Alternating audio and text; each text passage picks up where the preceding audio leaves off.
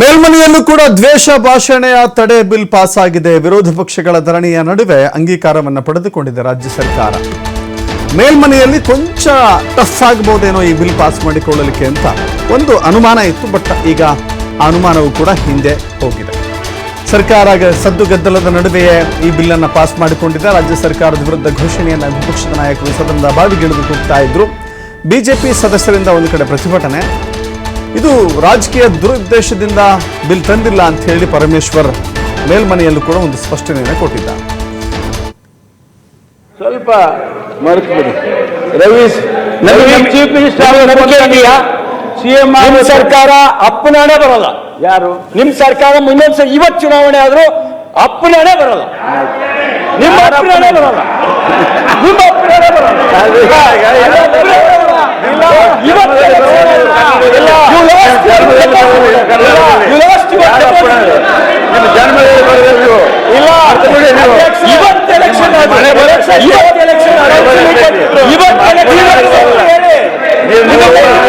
ನಿಮ್ಮ ಶಾಸಕಾಂಗ ಪಕ್ಷ ಸಭೆ ನೀವೇ ಹೇಳಿದ್ರು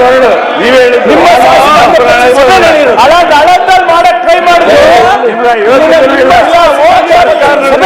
5 ಮಂದಿ ಚೀಫ್ ಮಿನಿಸ್ಟರ್ ಬದಲಾವಣೆ ಮಾಡಿದ್ರಿ.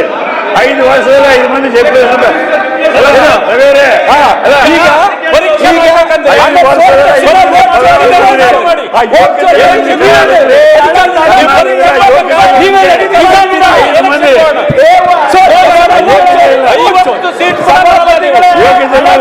ಅದಕ್ಕೆ 5 ಮಂದಿ ಚೀಫ್ ಮಿನಿಸ್ಟರ್ ಬದಲಾವಣೆ ಮಾಡಿದ್ರಿ. ಸಭಾಪತಿಗಳೇ ರಾಜೀವ್ ಗಾಂಧಿ ರೆವಲ್ಯೂಷನ್ ಸಭಾಪತಿ ನಿಮ್ ರಾಜೀವ್ ಗಾಂಧಿ ರೆವಲ್ಯೂಷನ್ ಹೌದ್ರಿ. ರೆವಲ್ಯೂಷನ್ ದುರುಪಯೋಗ ನಮ್ಮ ಪೂಜಾರರು ನನಗೆ ಬಹಳ ಆತ್ಮೀಯರು.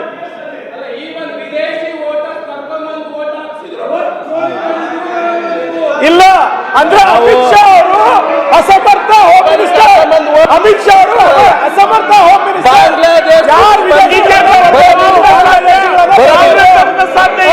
ಮನೆ ಬಾರಿ ಏನಾಯ್ತು 3 ಬೈ ಎಲೆಕ್ಷನ್ ನೋಡಿದ್ರೆ 3 ಬೈ ಎಲೆಕ್ಷನ್ ಮಾಡಿದ್ರಲ್ಲ, ದೊಡ್ಡ ದೊಡ್ಡವ್ರು ನಿಂದಿಸಿ ಇನ್ನು ನಿಮಗ ಬುದ್ಧಿ ಬಂದಿಲ್ಲ. ಆದ್ರಿಂದ ರಾಜಕೀಯದ ದುರುದ್ದೇಶ ಇಲ್ಲ ಮಾನ್ಯ ಸಭಾಪತಿಗಳು. ಯಾಕೆ ತಗೊಂಡ್ರಿ?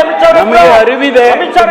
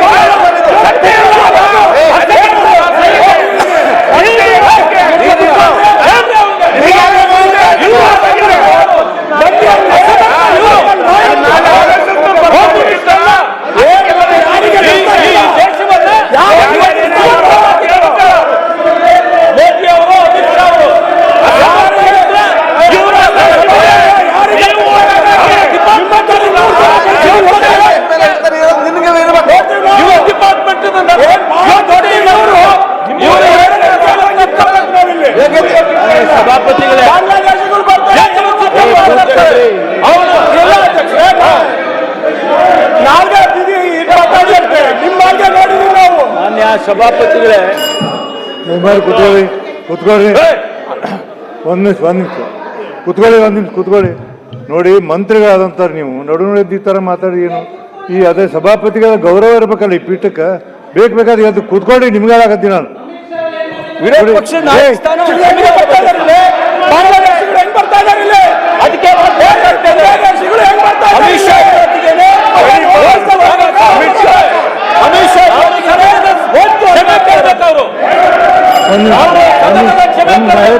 ಅಮಿತ್ ಶಾ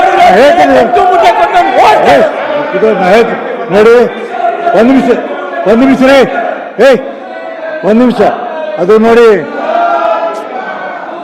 ಅದು ಹೇಳಿ ನಾರಾಯಣ ಸ್ವಾಮಿ ಹೇಳಿ, ನಾ ಹೇಳ್ತೀನಿ ನೋಡಿ. ಮಾನ್ಯ ಸಭಾಪತಿ ನೋಡಪ್ಪ, ಎಮರ್ಜೆನ್ಸಿ ಬಗ್ಗೆ ಮಾತಾಡೋದು ಕಡತಿಂದ ತೆಗೆದು